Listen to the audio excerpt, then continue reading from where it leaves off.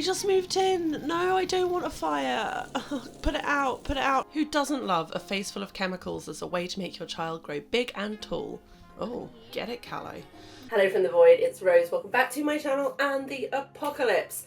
In the last episode, the first one for many moons, we left our shitty boyfriend, stroke the father of our child.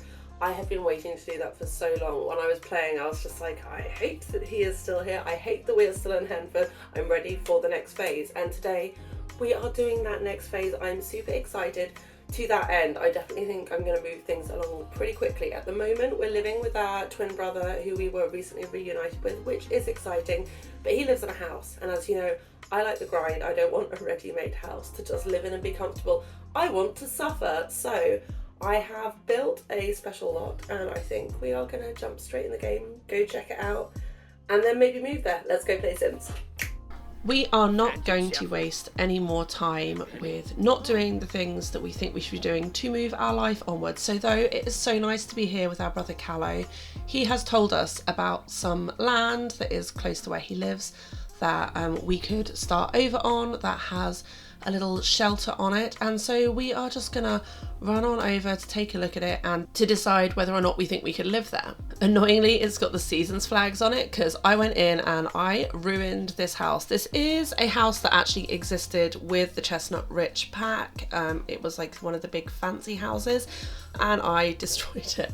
I completely tore it apart, made it into a ruin, so it looks like it got knocked down in the apocalypse. And the idea is, so for Kiri, what she needs is open space for her crops and animals. We need somewhere for her to sleep and space to build a new life. So I like the idea that we have the stable over here on the right, which is where we're going to start out living, and then we have a sort of open space with some building features that we can build around to make a interesting little house where we're going to live for the next little while. And it is just down the road from our brother.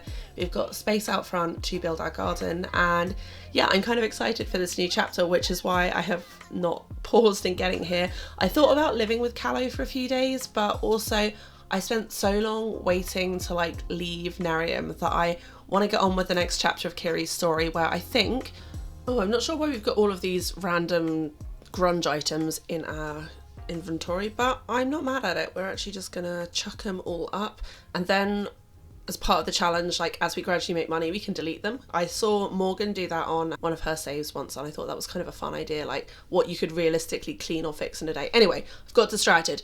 We are going to move out. I need to quickly check how much money we had before we combined households with Callow so that we don't end up with ill-gotten gains. I think it was around 6,000 simoleons. Yeah, 6,712, which is not terrible to start over. It's not a lot, but it's something.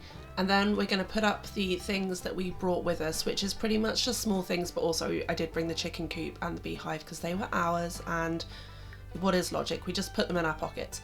Anyway, this is our living situation for the first little while. We had to buy some new beds. I pretended the one on the left we got from Callow's house. It's the same one Kiri was sleeping on there, and we've built a little toddler bed. I did drop in an outhouse because pea bushes just make me too sad, and I'm not ready to do that. And then we've got a cooking stove and a few other bits and bobs, and yeah, this is going to be our rig for the first little while. My plan is kind of this. I want Kiri to gradually turn the things that she's always done into like a good way of making money for herself. So she is now allowed to have a job now that she's left Nerium, but I just can't see her joining a chef career and like leaving her kid to go work for somebody else. So what I was thinking, we have Home Chef Hustle now, which we used to have. There's Get to Work. So we've always sold stuff from the little table in front of our house, and I want to gradually like work our way up from just selling, you know, cakes and stuff to setting up like a little cafe flower shop outside our house using the things that we have. And I'm not sure exactly how it's going to work, but yeah, I essentially want her to like build her own little cute cafe family business out front. Oh god, what? No, we just moved in. No, I don't want a fire. Put it out, put it out. No, put it out. Okay, just run to your kid. I think that sound means the firefighters are here, but Kiri's already on it.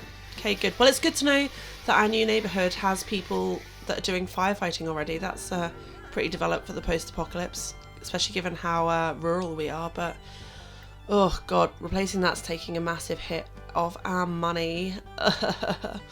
And I am actually just going to quickly delete her fear of fires because I just don't think this girl is afraid of fires. We've been through too many. She was just like, yeah, whatever.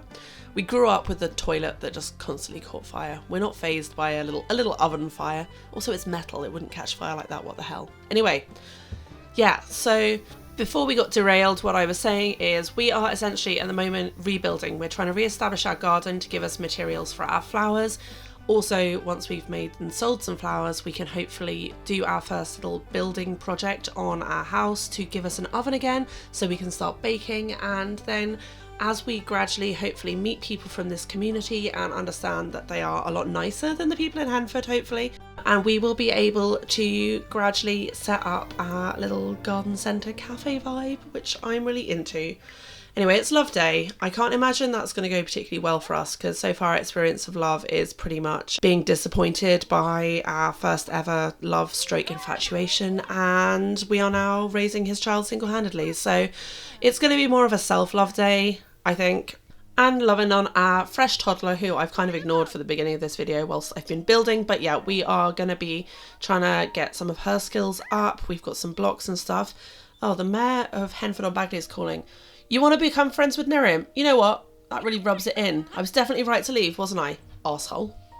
In a wildly organised turn of events for me, I remembered about neighbourhood action plans, so I'm going to load up the one I want, which is self-sufficiency, and we have enough things to start our first table sale.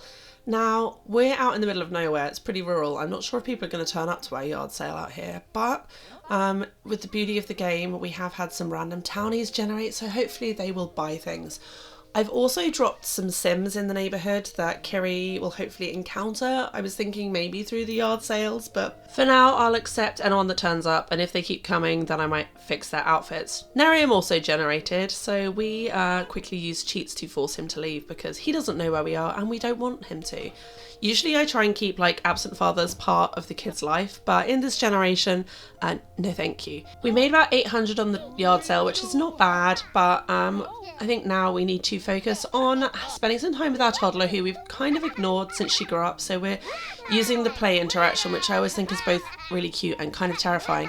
And actually, whilst they're off the lot, I am going to go spend that yard sale money to quickly do some renovations. Now, obviously, it's completely unrealistic that Kiri could do this on her own. So we're going to assume that A, Callow is helping, and B, you know, Sims only live for 90 days. So this is like the amount of work that she might get done in the course of a month. We are trying to stick to things that like look kind of apocalypsy, so stuff that could be reclaimed or fixed. And all we've done really today is put up walls, a subfloor, and we are putting in a little old school metal oven that we could have salvaged from somewhere so that we can get back to baking, because one of the reasons our yard sale only made 800 simoleons is we didn't have much to sell. So we are already going up in the world. Progress, progress, progress. I know this probably feels quite quick, but I am just so ready to like jump forward into another phase of playing the game, because I feel like I've been doing farming and grinding for a really long time and I do find it enjoyable, but it can get repetitive, and I'm particularly aware when I'm editing. I'm like, oh, she's gone again. Oh, it's another yard sale. Anyway, we're heading out for a little run to explore the new neighbourhood. I'm also definitely scouting around to see if any of the Sims I dropped in are present to meet. But so far, no. There also don't seem to be that many collectibles in Chestnut Ridge. I was hoping we could replace the frog I accidentally sold so that we could breed frogs again, but couldn't find them. So we are headed back to the house and to have a little bath in our outdoor tub that I treated us to.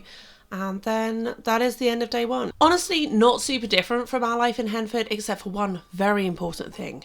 No shitty boyfriend who is consistently letting us down, charging us money and ruining our life.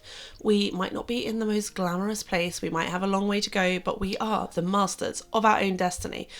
But today, I think maybe we should focus on developing our child a bit. At the moment, she's just been doing her own thing. So we are going to work on her skills a little bit this morning before we get back to being homesteaders. We are going to do the pooping. We are maybe going to do some talking practice. She's doing okay on her skills. We're 2 on everything and 1 on potty. So we are on track to at least get level 3, especially given she's only been a toddler for 1 day. So she's probably got, what, 4 or 5 left? She'll be all right. So yeah, we're going to go make some flowers and leave her to play with blocks on her own.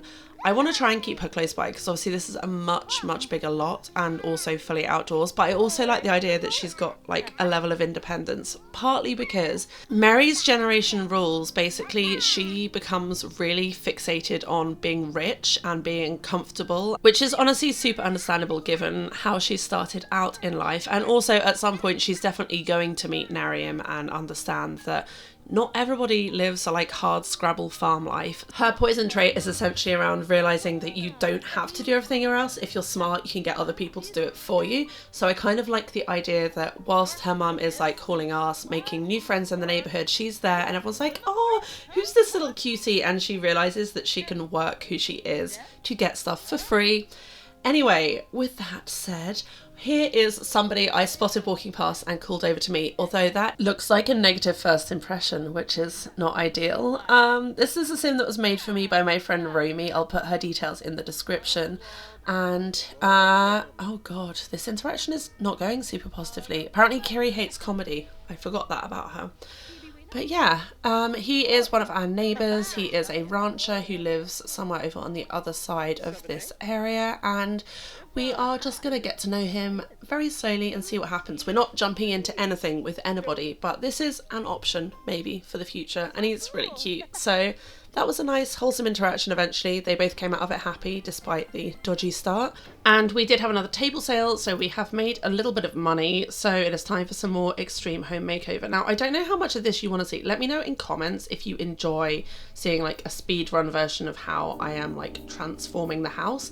Or if you just want me to skip it, that's also fine. I never really know what is fun to watch, so I try and put in, you know, stuff that shows how we're progressing, but isn't too repetitive and boring. Anyway, we're adding in another little room, putting up some more walls. I'm trying to also kind of make it cute because this is, I think, where we're going to be for the rest of the generation. So although it's not possible to do it all in one go, I do want to sort of try and have it look how I think Kiri would want her home to look, because this is the first time we built it ourselves and very realistic. We're just going to move our trees to be more of an avenue. Yeah, anyway, let me know in comments about the build mode, because there's going to be a lot of that in the next episodes, weeks, lifetimes, however long this takes me. But now that that is done, we are back to potty training, and we have finally reached level 2, which means we can now leave Mary to pee on her own, which thankfully is... I don't mind potty training infants. What I mind is the fact that it takes like over an hour. I'm like, what is that child eating? Just prunes? I don't know. Bobby's wandered over to say hi, which is nice. I actually moved her to this neighbourhood too because I thought it would be fun for Kiri to have some community. I am ready to play with other Sims in the world. That's one of the reasons I actually really like this lot. It's kind of out in the middle of nowhere, but you have good sight lines, so I can see when people are passing and they don't actually have to come into my house to like interact with us, if that makes sense, so I don't have to like sit through load screens. Anyway, we also in the last round of renovations got this table. I thought it looked like it was made of leftover wood from building walls and stuff, and I just thought, given that we are kind of food focused, it would be nice to have a little table where we can sit and watch the world go by. And now to bed after another successful day. The next day, Sunday, we woke up and our animals and bees and everything were not in good shape. Kiri actually also is not in good shape. She is feeling pretty grungy and she is also squeamish. So I figured now would just be a good time to get her to do all the gross tasks that are going to make her uncomfortable, and then we'll try and fix her after. So we're cleaning out things, emptying poops, doing cleaning jobs. She really isn't cut out for farm life. She didn't choose the farm life chose her. Meanwhile, I'm just making poor little Mary run laps around the lot to try and get her movement skill up and watch her mum doing things. Yeah, you stand right in the way of that weed killer. Who doesn't love a face full of chemicals as a way to make your child grow big and tall? Kiri really is out here just like, sorry kid, gotta get this done, too many jobs. We have reached gardening level 8, which we don't even need as a skill, but it's kind of a sidebar to the flower arranging, I guess.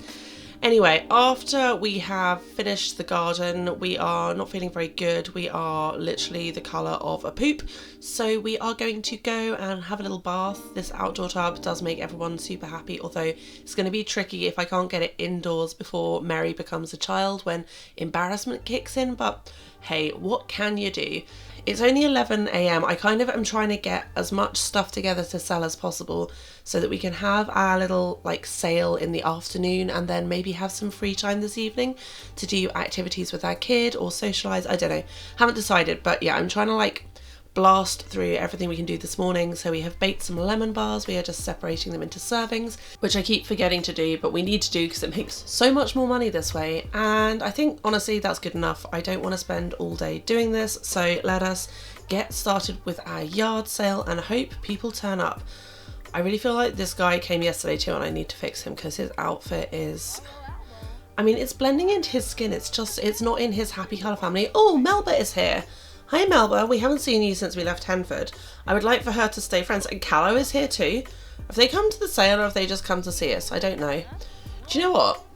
Oh, and Rami is here. The red guy, this guy, by the way, he's called Rami. I had to check. I'd forgotten and it wasn't on screen before. But yeah, this is Rami by Romy, so that's easy to remember. I'm kind of thinking it might be nice to try and set Melba up with Callow. When we were playing as Callow, I checked his relationships and he didn't have any active romances or any friends really. So Melba's one of our friends and she's also a sim I've already made over, so it's low effort for me. So I suggested it and he said she sounds like a catch, and then he's immediately given her a rose, which she seemed to really enjoy. I don't think I've ever seen that interaction work like that before, which is exciting. Anyway, hopefully they're going to keep chatting, and we are also going to chat to Rami because, hang on, hearts, who got hearts? It looked like we got hearts with Rami, but I didn't spot a romance interaction. I think that was maybe the thing where you get the reacts over the wrong sim, so that was probably between Callow and Melba. Not the most disturbing instance of that bug I had once. I think it was in my Not So Berry save. I had like a grandma and her grandson get hearts over their heads, so that was terrifying. Anyway, we're having a nice little conversation around the table with this checkered sweatshirt guy helpfully just standing in the way, but we are also selling stuff in the background, so that's good. And it's a little bit more interesting doing it this way, although I think as I've got them here and I don't want to manufacture this separately, I am just going to use Master Controller and I'm going to see if I can instruct Callow to do any romance with Melba. Well, we only have the first kiss action, so I guess we'll do that. Things move quickly in the apocalypse, okay? Really hoping this doesn't backfire. Looks like we got away with it. I'm also really aware, oh, Bobby's calling. Bobby, what do you want? Bobby wants to know if she should go on a date. You know what? Yeah, everyone gets a date. Kiri's feeling like, I'm done with love forever, but I want all of my friends to be happy. Also, I'm just very aware that if you don't really develop a relationship with sims you're not playing, oh, get it, Callow. They just stop dating and date other people, and I don't want Callow to be with an unmade over townie. If I'm honest, I'm sorry, they're little puddings. We are getting to know Rami in the background. We have found out that he is a rancher. I did swap out one of the traits Romy gave him for the rancher trait once Horse Ranch got released. She made him for me maybe a year ago. That's how slowly I play and how far ahead I plan. But we're all doing hugs, all right? I'm liking that this is like a slow burn platonic friendship. This is good, I think, and I think it's realistic. And Kiri looks like she has befriended a homebody sim. Homebodies prefer a quieter life. That sounds exactly like Kiri, honestly. We can like homebodies. Callow's just over here like making out with his new girl. And check shirt guy who just still hasn't left. Definitely he's glitched, is just like, yeah, go. But I think we are gonna go check in with our kid and yeah, do some chores and leave them to whatever it is they're doing. Rami has decided to come into the farm with us, which is nice. So we are going to introduce him to Mary because he's our neighbour and, you know, maybe he'll babysit sometimes. She's telling him about how good she is at pooping on the toilet, which honestly, yeah, you are very good at that. You go, Mary. I feel like after Nerium, for Kiri, somebody that is like good with her kid, interested in her kid and knows that the kid comes first is going to be absolutely non-negotiable if she is ever going to date again. I feel like how this conversation and any subsequent conversations with Kiri go is going to be very important as to whether or not we give Rami a chance to be more than a neighbour. I mean, let's be honest, I kind of hope that it does happen naturally. I try and follow what happens in my game, but I only have so many cute sims that I can drop in and use for potential genetics. So yeah, let me know in the comments what you think of Rami and his little bucket hat. Definitely still going to play this out slow, but I think for now we are going to put our kid to bed and maybe think about ending the episode. Although I just spotted a heart interaction drop in. What are we doing? We got a little heart.